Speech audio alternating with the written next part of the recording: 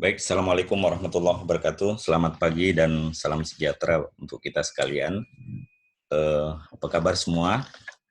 Semoga dalam keadaan sehat walafiat, dengan tetap eh, kita patuh dan mengikuti protokol COVID-19, tetap belajar di rumah, bekerja dari rumah, eh, dan tentunya kuliah juga di rumah. Baik, kita masuk ke pertemuan ketujuh ya, mata kuliah komunikasi dan peradaban Melayu. Adapun materi yang akan kita bahas pada pertemuan kali ini terkait dengan konsep jati diri Melayu dan multikulturalisme. Ya, sub pokok pembahasannya kontekstualisasi jati diri Melayu di era global. Nah,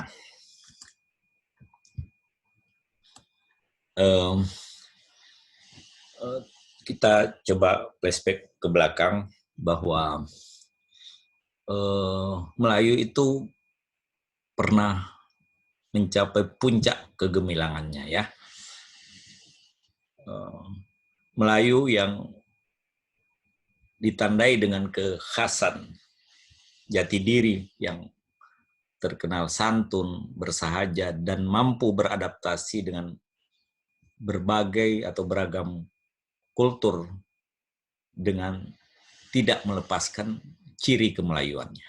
Nah, sejarah mencatat bahwa begitu banyak kemunculan para penulis, ya, ulama dan cendekiawan dari bangsa Melayu, sehingga membuat Melayu ini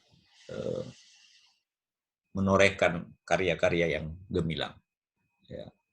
Lalu tidak berlebihan ya, ketika kemudian bahasa Melayu menjadi cikal bakal dan dinobatkan sebagai bahasa nasional. Nah, tentu keputusan menjadikan bahasa Melayu sebagai bahasa nasional atau bahasa Indonesia tentunya sudah melalui proses atau telaah atau kajian secara mendalam dan dipertimbangkan dengan sangat matang oleh para pahlawan atau pendahulu kita yang kondisi ketika itu juga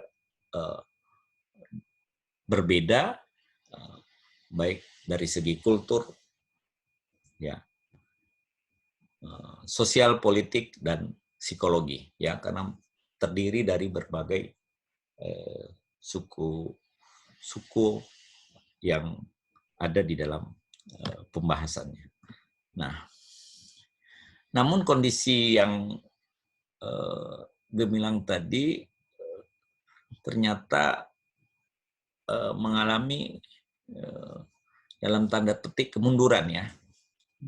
Kenapa? Sangat disayangkan karena seiring dengan perkembangan zaman yang diiringi dengan pesatnya perkembangan ilmu pengetahuan dan teknologi, justru ternyata gaung pengaruh Melayu yang tadinya terbilang dan gemilang, justru saat ini mengalami kemunduran atau tidak segemilang masa lalu. Nah, kondisi ini menggambarkan bahwa pola hidup dan termasuk juga perkembangan tradisi pemikiran di bangsa Melayu ternyata perjalanannya tidak beriringan dengan perkembangan ilmu pengetahuan dan teknologi yang berkembang pesat saat ini. Nah, kajian Melayu saat ini seolah-olah hanya sebatas kajian sejarah, antropologi, dan hanya sekedar seremonial belaka, ya, yang ditampilkan pegelaran acara, simbol-simbol Melayu untuk mengenang masa kejayaan dan kegemilangan masa lalu. Ya, baik itu melalui simbol pakaian, bangunan, tarian, dan lain sebagainya. Nah, saat ini karya-karya orang Melayu tidak lagi signifikan dan monumental sebagaimana kegemilangannya pada masa lalu. Nah, sehingga wajar ya ketika kemudian ada kekhawatiran di kalangan masyarakat Melayu bahwa kegemilangan yang pernah diraih pada masa lalu akan redup yang disebabkan dengan pudarnya jati diri Melayu di tengah era globalisasi yang melanda dunia hari ini. Nah, kekhawatiran sebagian orang Melayu terhadap realitas di atas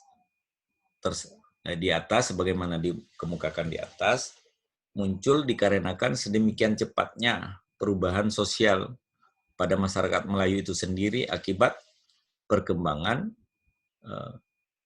ilmu pengetahuan serta arus informasi, transportasi, dan teknologi. Ya. Realitanya bahwa komposisi masyarakat yang multikultural di negeri Melayu serta dihadapkan dengan perkembangan ilmu pengetahuan dan teknologi yang demikian cepat, sementara pengetahuan masyarakat Melayu untuk membendung beragam informasi yang diterima dari berbagai media cetak, elektronik, maupun new media yang tidak seimbang atau tidak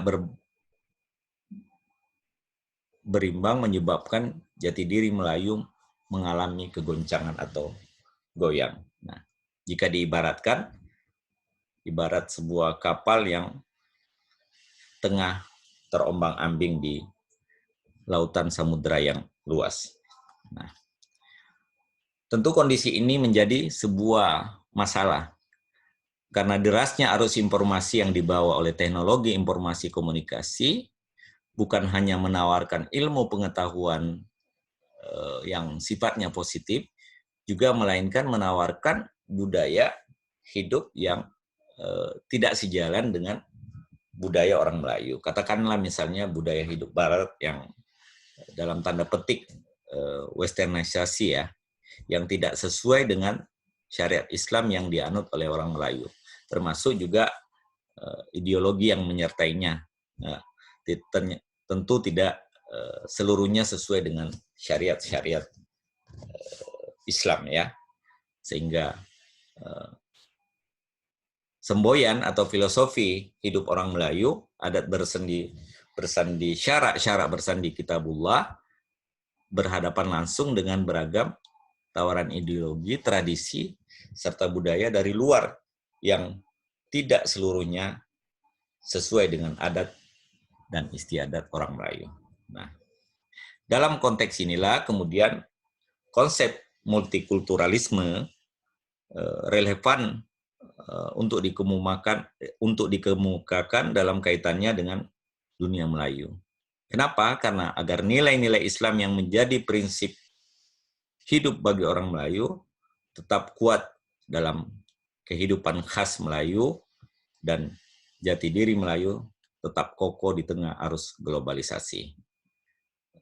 Demikian sekedar pengantar, nanti kita bisa lanjut ke dalam diskusi. Terima kasih. Assalamualaikum warahmatullahi wabarakatuh.